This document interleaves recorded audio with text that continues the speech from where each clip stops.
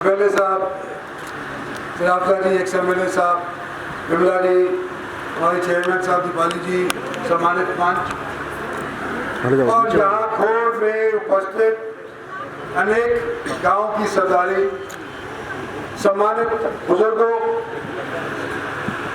पीछे खड़े नौजवानों और माताएं बहनें तो मुझे नजर आई नहीं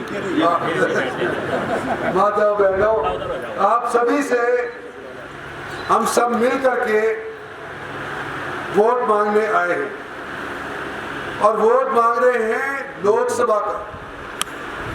ना एमएलए का वोट मांग रहे हैं, ना जिला परिषद का वोट मांग रहे हैं, ना ब्लॉक समिति या सरपंची का वोट मांग रहे हैं। हो सकता है इनसे छोटी वोटों के अंदर कोई शख्स इधर चला गया हो, दूसरा शख्स दूसरी तरफ चला गया हो, लेकिन ये वोट जब देश के निर्माण के लिए पड़ी जा रही है तो मैं समझता हूं कि ये छोटी पार्टीबाजी से उभर करके, जात पात से उभर करके और देश के निर्माण के लिए तो सभी एक है।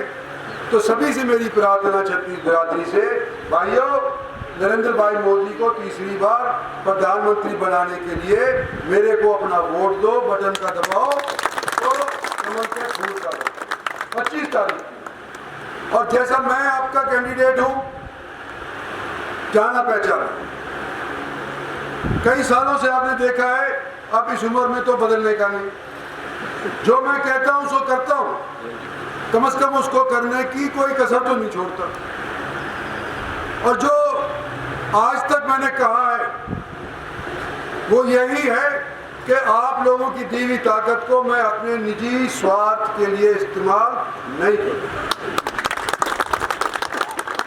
10 साल में मंत्री रहा भारतीय जनता पार्टी की सरकार में, और जो केंद्र की अभी कोई सूची पढ़ने लगे तो जड़ी लग जाएगी। शुरू यहां से करेंगे, आपके बगल से जो हाईवे जा रहा है, मुंबई का इसने गिनाई दिया जरावता जी ने, अनेक हाईवे, अनेक मेट्रोज, अनेक all India institute of medical sciences वगैरह वगैरह वगैरह कई काम करवाए भारत सरकार ने, और इन 10 साल के अंदर करवाए।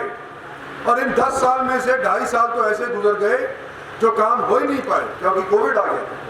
याद करो, इसके बावजूद भी अगर कोई आंख बंद कर ले तो कोई इलाज नहीं, लेकिन किसी की आंख खुली हो तो देखे कैसे सरपट दौड़ी दौड़ रही है हाईवे के ऊपर, देखो कैसे रेल की योजना बनने लग रही है आज के दिन, किस तरह से गरीब के वास्ते भी भारत सरकार की तरफ से कोई न कोई योजना बनाई गई है।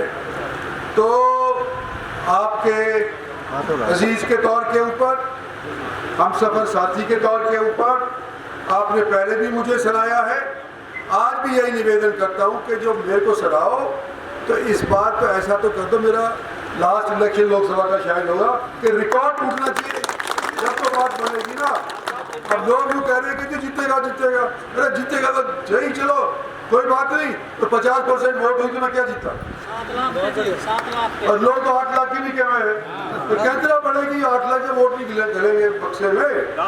50% से फालतू राजस्थान में वोट नहीं पड़े, आपको पता है, दोनों इलेक्शन होंगे, पहले चरण का भी और दूसरे चरण का भी होंगे।